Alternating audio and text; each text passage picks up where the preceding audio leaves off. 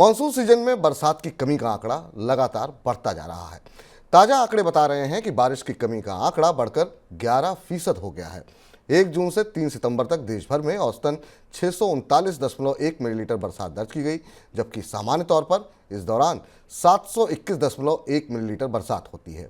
अगस्त के दौरान देश भर में सामान्य के मुकाबले 36% कम बरसात हुई है और अब सितंबर की शुरुआत भी कमजोर बरसात के साथ ही देखने को मिली है। इसके अलावा मानसून से जुड़ी एक और महत्वपूर्ण खबर है, उसका भी रुख कर देते हैं। मानसून की कम बरसात का असर खरीफ फसलों की खेती पर भी देखने को मिल रहा है। धान और मोटे अनाज को छोड़ अन्य अधिकतर फसलों की खेती पिछले साल के मुकाबले पिछड़ी हुई है। कृषि विभाग के आंकड़े बताते हैं कि 1 सितंबर तक देश भर में खरीफ दलहन का रकबा 11 लाख हेक्टेयर पिछड़ा हुआ है। इसके अलावा खरीफ तिलहन और कपास की खेती भी पिछले साल से कम है। हालांकि धान का रकबा पिछले साल के मुकाबले करीब 14 लाख हेक्टेयर आगे है। 1 सितंबर तक 398 लाख हेक्टेयर में धान की खेती दर्ज की गई है। अंशुमान सर, आपसे जानना चाहेंगे कि मौसम विभाग तो ये कह रहा था कि मानसून वापसी करेगा, लेकिन फिलहाल ऐसा दिख नहीं रहा है। ऐसे में फसलों को लेकर के अब किस तरह की स्थिति दिखाई दे रही है? बिल्कुल, थोड़े बहुत आंकड़े कहीं से मौसम विभाग की तरफ से आ रहे हैं जहां हमने कुछ इलाकों में बारिश की वापसी देखी है, लेकिन जो मौजूदा आंकड़ा हमारे सामने है वो सूखे की तरफ इशारा करता है। जैसा हम पहले भी इस कार्यक्रम में बता चुके हैं कि 30% से कम बारिश होना तकनीकी तौर पर किसी महीने में सूखे का संकेत है मानसून के बीच में। अब जो रेन डिफिशियंसी का या जो बारिश की कमी का आंकड़ा मौसम विभाग की तरफ से अलग अलग सब डिविजन के माध्यम से आया है, उस आंकड़े को मैं चेक करने की कोशिश कर रहा था, तो उसमें भारत का जो ओवरऑल रेन डिफिशियंसी है, पानी की कमी है, बरसात की कमी, वो 11% है। करीब सेंट्रल इंडिया में 12% के आसपास का शॉर्टफॉल है मध्य भारत में, जहां से दलहन की और तिलहन की प्रमुख फसल आती है। 14% की बरसात की कमी प्रायद्वीपीय भारत में या पेनिनसुलर इंडिया में दिखाई दे रही, जो कि अप्रत्याशित है मानसून के तौर पर। और जो धान की दृष्टि से ज्यादा महत्वपूर्ण प्रभावी इलाका है उत्तर का, वहां कमी 18% के आसपास है। तो ये तो देश का नक्शा है, जिस नक्शे के आधार पर अगस्त का महीना जो बीता वहां 123 साल में सबसे कम बारिश हुई। अब चुनौती यह है कि क्या सितंबर के अगले 2 हफ्तों में बारिश रिवाइव होगी कि नहीं होगी।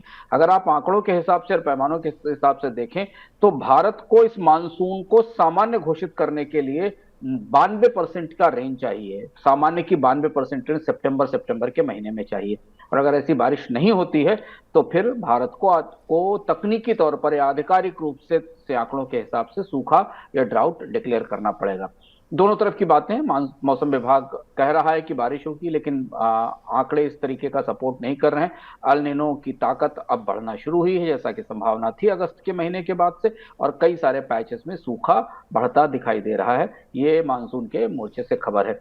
खरीफ का आंकड़ा विपुल ने आपको बताया। खरीफ की स्थिति कमोबेश वैसी ही है जैसी पिछले हफ्ते थी। रकबा ज्यादा है, लेकिन अगस्त और सितंबर के महीने इसलिए महत्वपूर्ण है कि रकबा कितना भी हो, बुवाई कितनी भी हो, फसल और पैदावार कितनी होगी, इस बात पर निर्भर करेगा कि अगस्त या सितंबर में बारिश की स्थिति, खासतौर से सितंबर में बारिश की स्थिति क्या रहती है। अगस्त का तो लगभग सूखे की परिस्थिति बन गई है। तो अगस्त में लगभग सूखे की स्थिति परिस्थिति बनती हुई दिखाई दे रही है। इधर अगस्त के दौरान बारिश की कमी की वजह से ग्रामीण रोजगार योजना यानी मनरेगा के तहत रोजगार मांगने वालों की संख्या 20% तक बढ़ गई है। अगस्त के दौरान देश भर में मनरेगा के तहत 1.91 करोड़ से ज़्यादा परिवारों ने रोजगार की मांग की है, जो अगस्त 2022 के मुकाबले 20% ज़्यादा है और 9 वर्षों में अगस्त के दौरान सबसे अधिक मांग देखने को मिल रही है। सर, बुआई के सीजन के अंदर मनरेगा का ये आंकड़ा जो देखने को मिल रहा है, उससे क्या संकेत मिल रहे हैं, क्या बता रहा है ये एक और सबूत है इस बात का कि कृषि क्षेत्र में ये मानसून का मौसम अच्छा नहीं गया। भारत में वैसे भी जो सूखे के 16 साल रहे उनमें 10 साल एल निनो के ही थे। जिन जिन सालों में एल निनो रहा उन सालों में सूखा जरूर रहा है भारत में। तो अगर आप मानसून के बारिश के आंकड़ों और बुआई के आंकड़ों के साथ चलते चलते लेबर के आंकड़े या जॉब के आंकड़े या रोजगार के अवसरों के आंकड़े भी देखें तो मनरेगा से अच्छा कोई पैमाना नहीं होता। मनरेगा भारत में ग्रामीण बेरोजगारी का सबसे महत्वपूर्ण पैमाना है। अगर वहां मांग ज्यादा है तो इसका मतलब है कि रोजगार नहीं है। गांवों में खेती में या बुवाई के रोजगार नहीं, और शहरों में तो खैर रोजगार नहीं ही है। कोविड के बाद उनकी वापसी नहीं हुई है। और अगर वहां रोजगार बनना शुरू होते तो मनरेगा की काम कम हो का के डिमांड कम होती है। बीच बुवाई के सीजन में सोइंग के मौसम में मनरेगा में में रोजगारों की बढ़ोतरी ये बता रही है कि ग्रामीण इलाकों में बुवाई की गतिविधियां वैसी नहीं है, उस तरीके की नहीं है जो सामान्य रूप से मानसून के तौर पर देखी जाती। ये एक और चिंता का विषय है, क्योंकि इससे 2 तरीके के दबाव बनते दिखाई दे रहे हैं। व्यापक अर्थव्यवस्था के लिए। एक तो ग्रामीण इलाकों में खरीफ के मौसम में बुवाई के जरिए जो इनकम में बढ़ोतरी होती है वो त्योहारी मौसम पर खरीद के तौर पर सामने आती है। जी। ग्रामीण इलाकों से जो कंज्यूमर गुड्स की मांग आती है, गोल्ड की मांग आती है, या बाकी सामानों की मांग आती है, वो अब नहीं दिखाई दे रही। मनरेगा का आंकड़ा देखकर यहाँ मुंबई में बैठा हुआ कोई भी एफएमसीजी कंपनी का एग्जीक्यूटिव या अधिकारी यह समझने की कोशिश करेगा कि भारत के ग्रामीण इलाकों से इस बार किस तरीके की मांग आने की संभावना है। और दूसरी महत्वपूर्ण बात है कि सरकार ने मनरेगा का बजट इस साल कट किया था।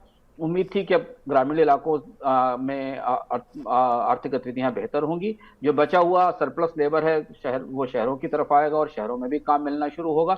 लेकिन अब ये गणित भी थोड़ा सा सब पटरी से उतरता दिखाई दे रहा है।